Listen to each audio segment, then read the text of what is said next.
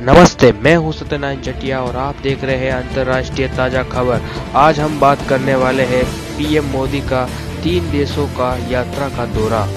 जैसा कि आपको पता होगा, हमारे जो पीएम प्रधानमंत्री जी है वो 3 देशों का यात्रा का दौरा कर वापस सफलतापूर्वक भारत आ चुके हैं। उसके बारे में क्या क्या डीले हुई 3 देशों में और क्या क्या घटनाएं घटी, उसके बारे में हम बात करने वाले हैं। वीडियो देखने से पहले वीडियो को कर दीजिए लाइक और कमेंट में जय हिंद जरूर लिखिए। वीडियो देखने से हमारा हौसला और बहुत ही मजबूत होता है, आप लोगों का प्यार और हम लोगों की मेहनत। तो आप वीडियो देखने से पहले वीडियो को कर दीजिए लाइक और हम करते हैं वीडियो शुरू। पहले मैं आपको बता देता हूं कि नरेंद्र मोदी जी ने सबसे पहले जॉर्डन की यात्रा की और फिर उन्होंने इथियोपिया और ओमान, इन 3 देशों की यात्रा कर वापस भारत लौटे हैं। इन 3 देशों में भारत की गूंज और जश्न किस प्रकार सुनाई दी, उसके बारे में भी हम बात करेंगे। अगर आप हिंदुस्तानी हो तो आपका सीना गर्व से चौड़ा हो जाएगा और आप वीडियो को लाइक कर दीजिए। तो हम इस वीडियो को शुरू करते हैं। सबसे पहले मोदी जी का पहला पड़ाव था जॉर्डन। जॉर्डन में ऐतिहासिक यात्रा, 37 साल बाद कोई भारतीय पीएम जॉर्डन में गया है।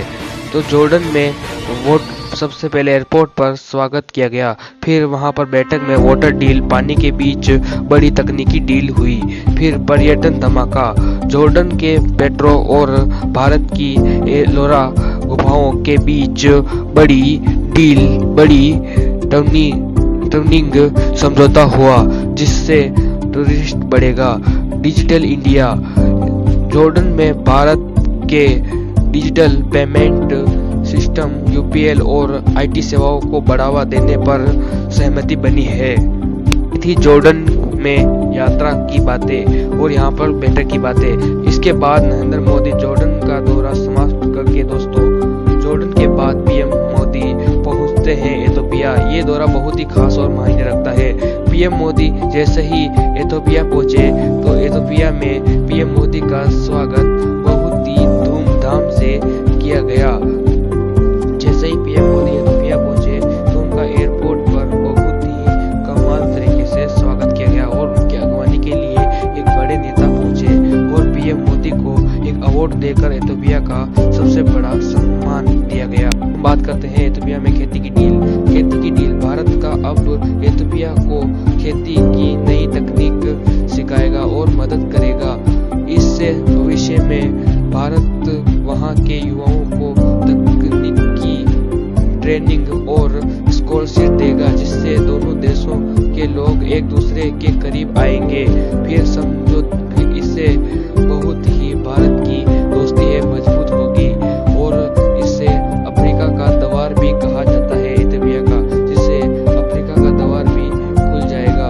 और फिर बैठक हुई समुद्र सुरक्षा और यूपीएल डिजिटल पेमेंट को लेकर भी अहम समझौता हुआ। इसके बाद नरेंद्र मोदी इस दौरे को भी समाप्त करके फिर दौरे के आखिरी पड़ाव में पीएम मोदी पहुंचे ओमान। समंदर के किनारे बसे इस देश के साथ भारत ने बहुत बड़ी डील की। बड़ा व्यापार समझौता, भारत और ओमान के बीच ट्रेडिंग डील फाइनल हुई है, फिर जिससे अब दोनों देशों में व्यापार करना बहुत आसान और सस्ता होगा। ओमान में भी समुद्र सुरक्षा को लेकर बड़ा फैसला लिया गया। समुद्र सुरक्षा और यूपीएल, समंदर की सुरक्षा और ओमान में भारत यूपीएल शुरू करने को लेकर बड़ा फैसला लिया गया। ओमान में भारत ने बड़ी जीत हासिल की।